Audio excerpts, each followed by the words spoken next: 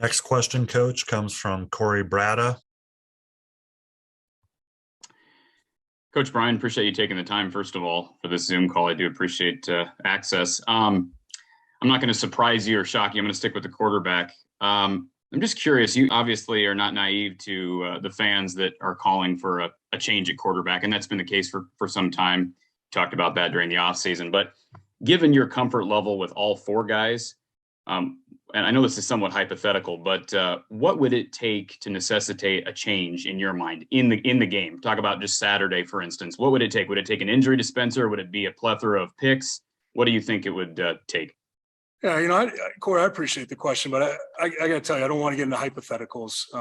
The goal every week is very simple. We're trying to win the football game. And so the decisions that we make throughout the course of a game, throughout the course of a week, throughout the course of a season, they simply come down to what we feel gives us the best chance to win.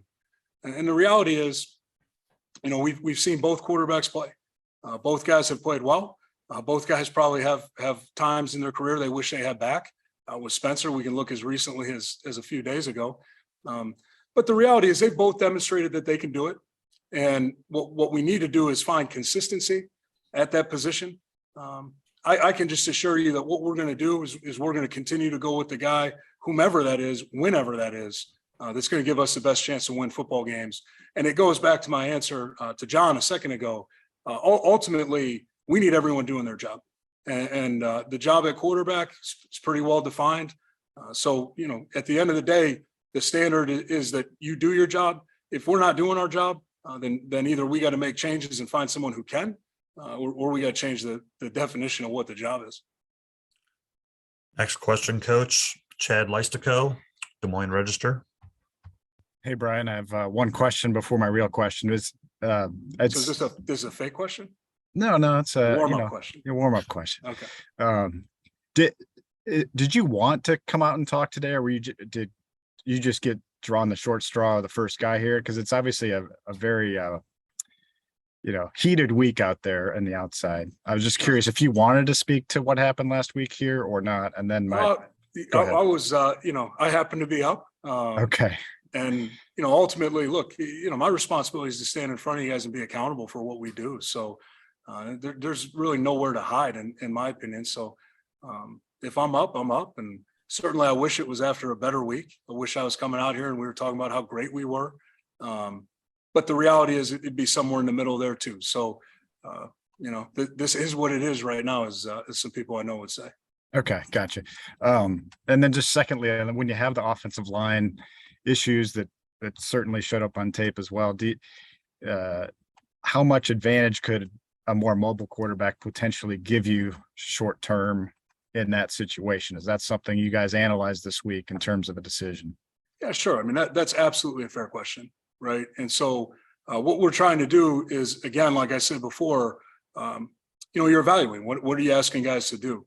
And the reality is, like I said, whether there are protection issues or not, do we have ample time to deliver the ball and get it where it needs to be? And if the answer to that was just simply no, 95% of the time, then I think we would have to evaluate where we wanted to go moving forward.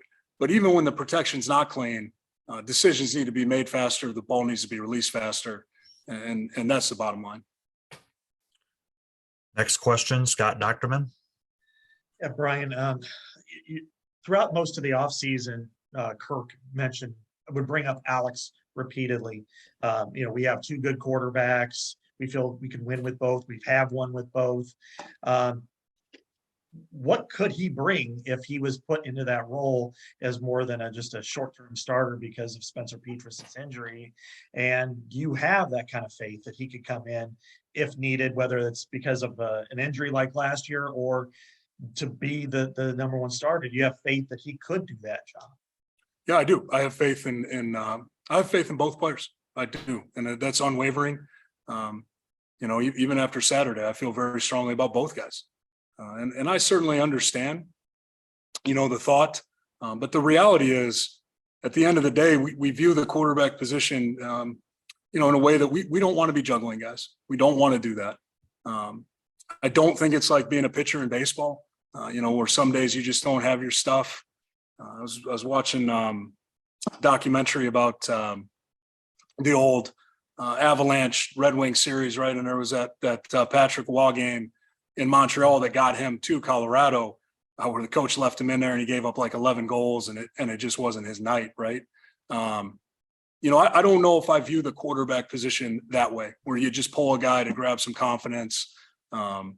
You know, and you don't want to put somebody in a bad situation. You don't want to take somebody out of a situation that you feel like they can work their way through. So the reality is we do have confidence in both players.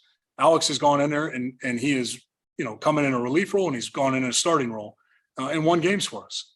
And the reality is Spencer has done the same thing. So we feel strongly that both guys can do it. You know, right now we're trying to go with the guy that we feel gives us the absolute best chance to win right now at this moment.